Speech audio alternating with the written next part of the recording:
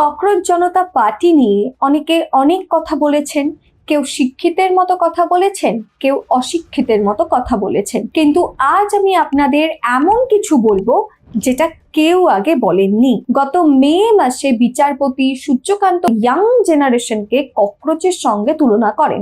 Youngsters like cockroach, they don't get any employment, they don't have any place in profession. Social মিডিয়াতে লোকজনদের attack করে বেড়ায়। এই জিনিসটা ইয়াং জেনারেশনের গায়ে লেগে যায়। তখন অভিজিৎ দীপকে নামে একজন বলেন যে সব ককরোচরা কি এক হতে পারে না। তারপর সোশ্যাল মিডিয়া হ্যান্ডেল খোলা হয় ককরোচ জনতা পার্টি নামে।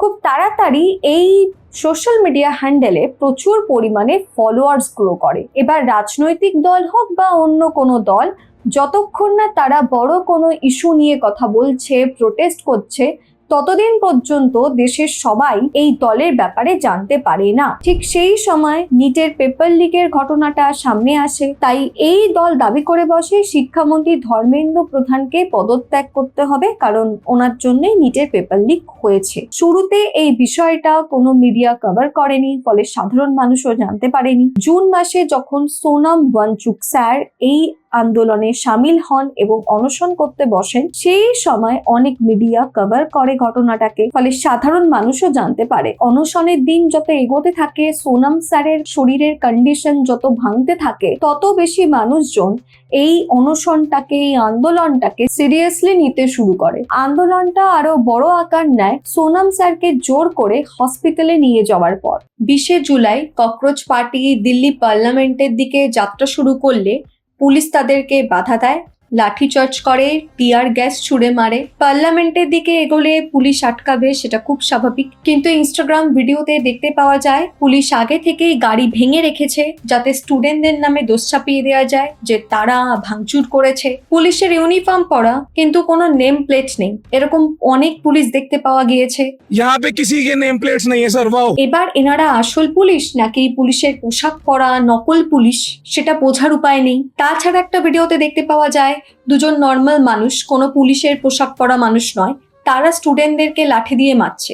এমনকি লাঠিগুলোর মধ্যে পেরেক পোতা ছিল। কিছু ফুটেজে দেখতে পাওয়া গিয়েছে পুলিশ একটি মেয়ে হাত দিচ্ছে, लेटा हुआ उसकी हड्डी टूटी हुई है, वो बेहोश पेशेंट के ऊपर चढ़ के गए, उन्हें डंडा मारा मेरी आंखों के सामने। যে জিনিসগুলো কখনোই পুলিশের কাছ থেকে সাধারণ মানুষ এক্সপেক্ট করবে না। প্রত্যেকটা জেনারেশনের কিছু ভালো দিক থাকে, কিছু খারাপ দিক থাকে। আগেকার সময় হলে শুধুমাত্র টিভি থেকে জানতে পারা যেত যে কি হচ্ছে কি না হচ্ছে। এবার মিডিয়া যখন বিক্রি হয়ে গিয়েছে, তখন কি ইনসিডেন্ট হচ্ছে যন্তর মন্তরে সেটা কখনোই জানতে পারা সম্ভব নয় টিভি চ্যানেল থেকে। ফলে সোশ্যাল মিডিয়া থেকে ইয়াং জেনারেশন জানতে পেরেছে আসলে পুলিশ কি করেছে। এবার জেনজি বা জেন আলফা যারা সবসময় সোশ্যাল মিডিয়া ঘাটে, তাদেরকে তো চোখ বন্ধ করে ভুল বোঝানো সম্ভব নয়। তারা সোশ্যাল মিডিয়াতে দেখতে পাচ্ছে আসলে কি করা হয়েছে স্টুডেন্টদের সঙ্গে। তবে মিছিল বা আন্দোলনের খারাপ দিক হচ্ছে কিছু রাজনৈতিক দলের লোকজন ভাবে এই তো সুযোগ, এই আন্দোলনে আমরা যোগদান করি, তাহলে আমাদের নাম ডাক হবে, আমাদের বিষয়ে মানুষজন জানতে পারবে, তারা বুঝবে যে আমরা এই আন্দোলনে হেল্প করেছিলাম, তাই তারা যুক্ত হয়ে যায়। কলকাতায় আন্দোলনের সময় কিছু লোকজন সাংবাদিকদের সঙ্গে খারাপ আচরণ করেছে, তবে একজনের জন্য একটু খারাপ লাগছে। বেচারা মমতা ব্যানার্জি ভেবেছিলেন উনি যন্তর মন্তরে যাবেন, আন্দোলনে সামিল হবেন, মিডিয়া কভার করবে, কিন্তু সেগুড়ে বালি। তার আগেই ধর্মেন্দ্র প্রধান ইস্তফা দিয়ে দিলেন। অনেকেই ভেবেছিল কিছুই হওয়ার নয়, সরকার আগেও যেমন পাত্তা দেয়নি, এবারেও পাত্তা দেবে না। কিন্তু ধীরে ধীরে এই আন্দোলন অন্যান্য রাজ্যে ছড়িয়ে পড়ে এবং সরকারকে ভয় পেতে হয়, গদি বাঁচাতে হবে। তো তার জন্য আমাদের প্রধানমন্ত্রী মাঝরাতে ভিডিও আপলোড করেন, টুইট করেন। তাতেও যখন বুঝতে পারলেন যে কাজ হবে না, তখন ধর্মেন্দ্র প্রধানকে ইস্তফা দিতে হয়। অ্যান্টি ন্যাশনালদের হাত থেকে দেশ বাঁচানোর জন্য নিজের পদত্যাগ, এই ব্যাপারটা একটু বাড়াবাড়ি। আসল ব্যাপার হচ্ছে 2024 সালেও নিটের পেপার লিক হয়েছিল, তখন ওনার ইস্তফা কেউ চায়নি, কারণ তখন মানুষ ঘুমিয়েছিল।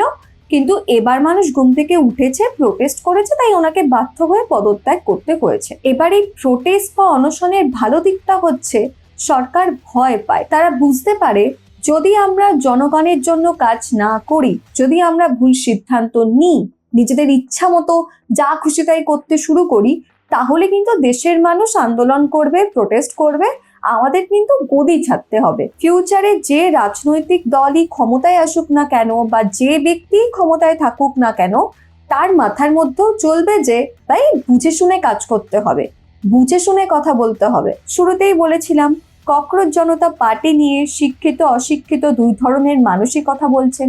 যেমন অনেকেই বলেছিলেন যে সোনাম ওয়াংচুক হচ্ছেন চায়না এজেন্ট, বিদেশ থেকে ফান্ডিং নিয়ে উনি দেশের ছেলে মেয়েদের অ্যান্টি ন্যাশনাল বানানোর চেষ্টা করছেন। আচ্ছা, উনি যদি সত্যি চীনের এজেন্ট হতেন তাহলে কি বিজেপির নেতারা গিয়ে ওনাকে খাবার খাওয়াতেন? আর যারা বলছিলেন বিদেশ থেকে ফান্ডিং আসছে, নয়তো এত খাবার দাবার পেলো কিভাবে? আচ্ছা, আরজি করের প্রোটেস্টের সময় খাবার আসেনি?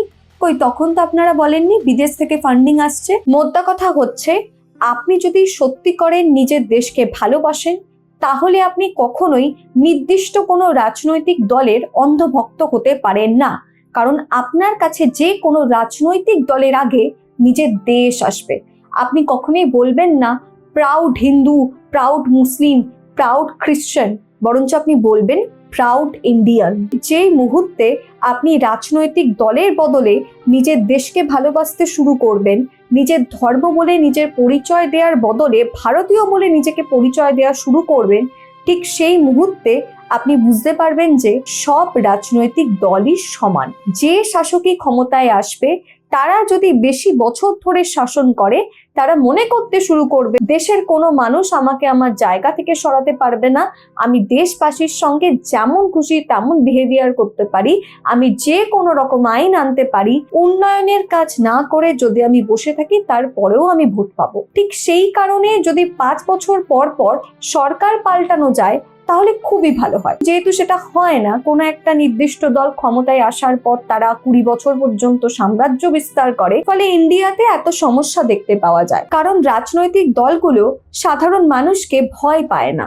আজাদিন ফৌজ নেতাদের বাপের টাকার সঙ্গে অর্গানাইজ করে ফৌজ বানায়, সব ভারত ব্রিটিশের সৈন্যটা, ব্রিটিশের সৈন্যকে জার্মান নিয়ে গেছে বন্দি বানায়, আর নেতাজি সেটাকে অপব্যবহার করেছে। এই যেমন অনন্ত মহারাজ, তিনি একজন বিজেপি সাংসদ, তিনি খুব সুন্দরভাবে নেতাজিকে বাবা তুলে উল্টোপাল্টা কথা বললেন, অথচ কেউ তাকে নিয়ে কিচ্ছু বললো না। সুভাষচন্দ্র বোস ছিলেন সাভারকারের সবচেয়ে বড় বিরোধী, হিন্দু মহাসভার সবচেয়ে বড় বিরোধী। কলকাতা কর্পোরেশনের ভেতরে শ্যামাপ্রসাদ মুখার্জিকে নিগৃহীত কে করেছিলেন তার নাম বললে নতুন রাজনৈতিক বিতর্ক তৈরি হবে। রাজনৈতিক ব্যক্তিত্বরা তার বিরুদ্ধে কোনো স্টেপ নিল না, কারণ নেতাজিকে নিয়ে বলেছে, থোড়ি মোদিজিকে নিয়ে বলেছে। বিশ্বাস করুন, নেতাজি আপনাদের কাছে সম্মানীয় ব্যক্তিত্ব না হলেও আমাদের কাছে সম্মানীয় ব্যক্তিত্ব। তাই আমি মনে করি সাধারণ মানুষের এই বিষয়টিকে নিয়েও কথা বলার দরকার রয়েছে, কারণ আমরা যদি সব বিষয়ে চুপ করে বসে থাকি তাহলে কিন্তু সরকার কোনো পদক্ষেপ নেবে না। আর যেসব কাকা পিসি গোছের মানুষরা বলছেন যে এর আগেও তো পেপার লিক হয়েছে, তখন তো কিছু হয়নি, তখন তো কিছু বলেনি, আপনাদের সময় যদি পেপার লিক হয়ে থাকে তার বিরুদ্ধে আপনারা যদি কোনো স্ট্যান্ড না নেন তো সেটা তো আপনাদের দোষ।